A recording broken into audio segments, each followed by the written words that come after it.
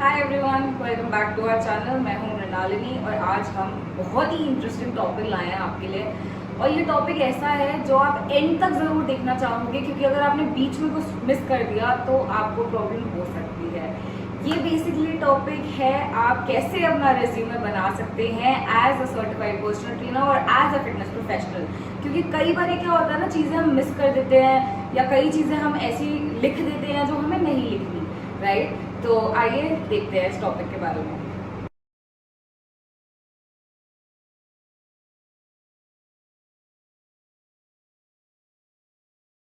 तो हम ये टॉपिक शुरू करेंगे डूज एंड डोंट से। पहले हम बात करेंगे डूज के बारे में कि आपको क्या क्या अपने रेज्यूमे में as a fitness professional present करना चाहिए, राइट? पहली बात आती है कि आपका ऑर्डर कैसा है रेज्यूमे का। कई लोग क्या करते हैं, बस अपने बारे में लिख देते हैं, जी हम I am so and so, I am this and that, और their 12th and 10th and nothing about their certifications. So that doesn't really make sense. अगर आप यहाँ पे देख सकते हो तो ये रिज्यूमे बेसिकली एक ऑर्डर फॉलो नहीं कर रहा। इस रिज्यूमे में कोई हायरार्की नहीं है। यहाँ पे सिर्फ 2-3 लाइनें लिख दी गई हैं जिससे आपके बारे में इस रिज्यूमे में इंफॉर्मेशन नहीं है। तो अगर हम हायरार्की या लाइन की बात करें या हम राइट ऑर्डर की बात करें, तो ऑर्डर ऐसा होना चाहिए, पहले आप अपने बारे में लिखेंगे, right, a little bit about you, who you are, obviously. फिर आप लिखेंगे अपनी क्वालिफिकेशंस के बारे में, right. Then you will write about a little bit about your schooling and all, right. Then you will write about your activities that you perform. For example, अगर आपने किसी बॉडी बिल्डिंग कॉम्पिटिशन में participate करा है तो आपको सबसे and में बताएंगे कि जी हाँ, I have participated in so and so body building competition, right. अभी हमारी की हाईलाइट्स क्या है? हमारी पढ़ाई, हमारी सर्टिफिकेशन। हमें वो दिखाना है कि हम सर्टिफाइड हैं और हमें हायर करिए क्योंकि हम सर्टिफाइड हैं, हमने पढ़ाई करी है। नेक्स्ट है कीपिंग इट सिंपल। बहुत ज्यादा भोज ना करें। मतलब आप अगर यहाँ पे रिज्यूमे देख सकते हैं तो उसका फॉन्ट देखिए, इसका तरीका देखिए कि ये कैसा बना हुआ है। क्या आप ये फॉन्ट समझ पा रहे हैं? तो वो कैसे समझेगा जो आपका रिज्यूमे देख रहा है? तो अपने फॉन्ट को, अपने रिज्यूमे को बिल्कुल सिंपल रखिए। आई अग्री कि आजकल के रिज्यूमेस बहुत कलरफुल और इम्प्रेसिव बन रहे हैं जहाँ पे आप अपनी फोटो लगा सकते हैं, but you have to keep in mind कि it's a professional resume. Even if you are a certified personal trainer or a fitness professional, you have to keep in mind कि आपकी फोटो प्रोफेशनल लगे। I am damn sure कि आप सारे fitness वाले कपड़ों में ही फोटो खींचते होंगे, आपके पास वही होगी। बट यहाँ पे ना अवॉइड करना कि आप बॉडी बिल्डिंग कॉम्पिटिशन की फोटो लगा रहे हो या आप बिना टी शर्ट के फोटो लगा रहे हो, right? These things work, but as a professional resume ये आपके रिज्यूमे में नहीं होना चाहिए। आपकी एक प्रोफेशनल फोटो होनी चाहिए। आप ऐसे खड़े हो सकते हैं, आप ऐसे खड़े हो सकते हैं। There are so many things that you can do, right. इस टॉपिक पे, इस पूरे रिज्यूमे में सबसे इम्पोर्टेंट चीज है ये आपका सर्टिफिकेशन नंबर, राइट। जहाँ से आप सर्टिफाइड होते हैं वहां से आपको एक सर्टिफिकेशन नंबर मिलता है कि ये आपका सर्टिफिकेशन नंबर है या आपका सर्टिफिकेट नंबर है, राइट। वो नंबर आपके लिए बहुत इंपॉर्टेंट है। वो नंबर प्रूव कर सकता है कि आप सर्टिफाइड फिटनेस प्रोफेशनल हैं कि नहीं, क्योंकि ये नंबर रजिस्टर्ड होता है आपकी रिस्पेक्टिव अकेडमीज में या आपके रिस्पेक्टिव इंस्टीट्यूट में, राइट। जहाँ पे जाके आप सर्च कर सकते हैं या कोई भी सर्च कर सकता है कि वेदर यू आर सर्टिफाइड और नॉट। तो मेक श्योर, फॉर एग्जाम्पल आप यहाँ पे देख सकते हैं कि अगर certified fitness trainer, certified personal trainer लिखा गया है और उसमें लिखा गया है from classic fitness academy, registration number नीचे आ गया कि ये मेरा रजिस्ट्रेशन नंबर है, तो कल को अगर किसी को क्रॉस चेक करना है तो वो इस रजिस्ट्रेशन नंबर से क्रॉस चेक कर सकता है वेदर यू आर सर्टिफाइड और नॉट। और इस रजिस्ट्रेशन नंबर से सिंपली प्रूव हो जाता है कि आप सर्टिफाइड फिटनेस प्रोफेशनल हैं। आपने अकेडमी का नाम लिख दिया, आपने अपनी सर्टिफिकेशन लिख दी, आपने अपना रजिस्टर्ड नंबर लिख दिया जहां से आप सर्टिफाइड हैं, राइट। तो दिस इज वेरी इंपॉर्टेंट कि आप ये चीजें दिमाग में रखें कि आप जब अपना रेज्यूमे बना रहे हैं, मेक श्योर जिस अकेडमी से आपने कोर्स करा है आप उस अकेडमी का या उस इंस्टीट्यूशन का नाम जरूर लिखें।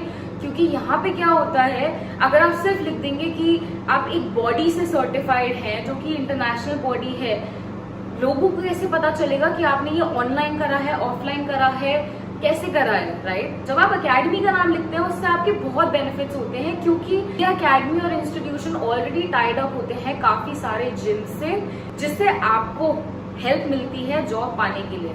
क्योंकि when they already have a tie up they will easily hire you, right तो एक बार वो आपके इंस्टीट्यूशन का नाम हाईलाइट हो जाता है ना, दैट रियली हेल्प्स यू, क्योंकि ये सर्टिफाइड फ्रॉम हियर.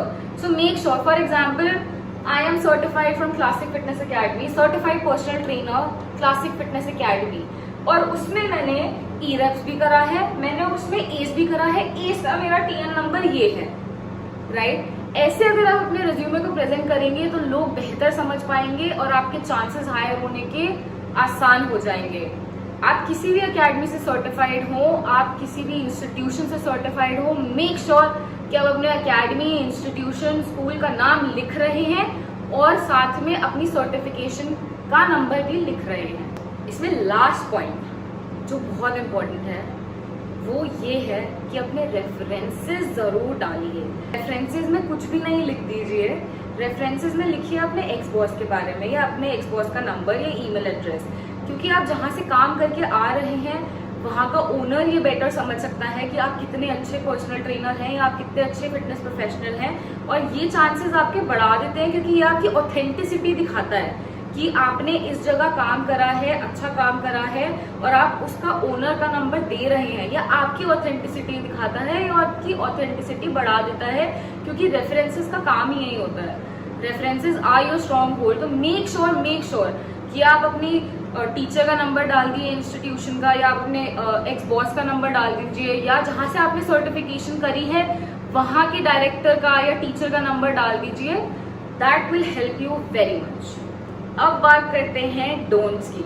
डूज तो हमारे हो गए और आपको समझ आ गया कि आपको क्या करना है. अब बात करते हैं डोंट्स की.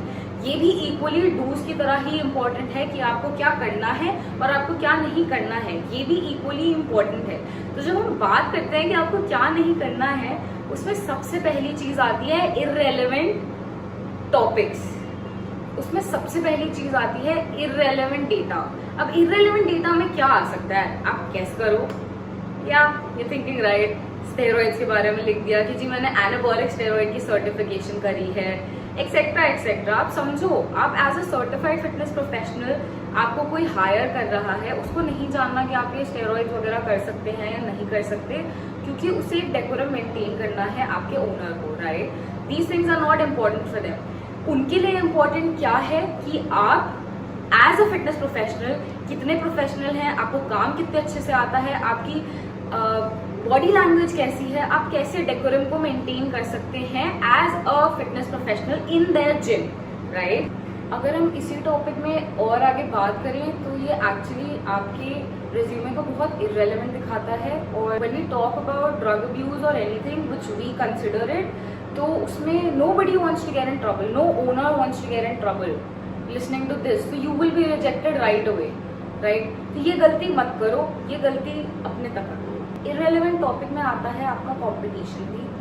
आई अंडरस्टैंड, वी अंडरस्टैंड कि competition is a big deal, you know, day and night we work hard for it. आसान नहीं है, आसान कुछ भी नहीं है. बट आप एज अ फिटनेस प्रोफेशनल जा रहे हैं वहाँ पे पर्सनल ट्रेनिंग कराने. आप किसी बॉडी बिल्डर को तैयार कराने नहीं जा रहे हैं. बॉडी बिल्डिंग आपका पैशन है. हाँ, I understand if you're a body building coach, that is all together a different resume. But अगर आप as a fitness professional, as a certified personal trainer ये लिखना चाह रहे हो तो दैट्स इररेलेवेंट. अगर आपको लिखना ही है इन सब चीज़ों के बारे में, तो आप अपने क्लाइंट्स के बारे में लिखिए कि what kind of clients you dealt with. They had issues with their health, आपने उनको हेल्प करा है. डायबिटीज वाला पेशेंट हो गया, उसके डॉक्टर के साथ कंसल्टेशन करके आपने उनको हेल्प करा है, राइट. देन PCOS वाली फीमेल्स हो गई, आपने उनके डॉक्टर के कंसल्टेशन के साथ उनको एक्सरसाइज करके हेल्प करा है उनको फिट बनाने में, उनको बेटर बनाने में. ये सारे अगर आप चीज़ें लिखेंगे तो eventually the person hiring you will get impressed, because this is what they are looking for in the end, right. ये बहुत फनी है बट ये एक्चुअली ट्रू है. अगर आप अपनी email ID ऐसे लिख रहे हो ना, coolritik@gmail.com, मतलब that looks really unprofessional. Imagine करो hellokitty@gmail.com या hellokitty123@gmail.com, कितना अनप्रोफेशनल लगेगा. अब यही आप ईमेल आईडी अपने नाम से बनाए. For example Mrinalini Agarwal 20@gmail.com is my email ID, right. तो अगर मैं इस ईमेल आईडी को लिखूंगी, इट स्टिल लुक्स प्रोफेशनल. वहीं मैं लिख दूँ cool Mrinalini 20 or coolmini20@gmail.com, that will look wannabe and unprofessional. So make sure कि जब आप अपनी ईमेल आईडी लिख रहे हैं, आप एक प्रोफेशनल ईमेल आईडी लिख रहे हैं जहाँ पे वो चीज रेलेवेंट हो और फनी बिल्कुल ना हो और अनप्रोफेशनल तो बिल्कुल ना लगे। तो इन दी एंड हमने डूज एंड डोंट्स तो कवर कर ही लिए हैं। मैंने आपको सैम्पल्स भी दिखा दिए हैं कि आपका रिज्यूमे में क्या नहीं होना चाहिए, बट एंड में मैं आपको जरूर दिखाऊंगी ये है एक रिज्यूमे जैसा आपका रिज्यूमे होना चाहिए। आप पे डिपेंड करता है, आप प्लेन बनाए, कलर्ड बनाए, but it should look professional in the end, right. और अगर हम इसे सम अप करें तो इन दी एंड मैं आपको ये बोलना चाहूँगी कि आप प्लीज़ देखिए कि आप जिस इंस्टीट्यूशन का, जिस अकेडमी का, जिस स्कूल का नाम लिख रहे हैं वो ऑथेंटिक है कि नहीं है, उसकी वैल्यू है कि नहीं है, क्योंकि कई सारी चीज़ें ऐसी होती हैं जो लोग वैल्यू नहीं देते and we don't want that, right. तो make sure even before going for certification आप सर्च कर रहे हैं कि आप कहाँ से पढ़ाई करने वाले हैं, आपको क्या सर्टिफिकेशन मिलने वाली है, क्या आपको सर्टिफिकेशन नंबर मिलने वाला है, क्या वो ऑथेंटिक है और क्या उस इंस्टीट्यूशन, अकेडमी या स्कूल से कोई हायरिंग होगी या आपको जॉब प्लेसमेंट मिलेगी कि नहीं। तो ये था हमारा टॉपिक 100% जॉब पाने का तरीका। Make sure you like, subscribe to our channel और ऐसी ही इंटरेस्टिंग वीडियोस के लिए आते रहिए। बाय।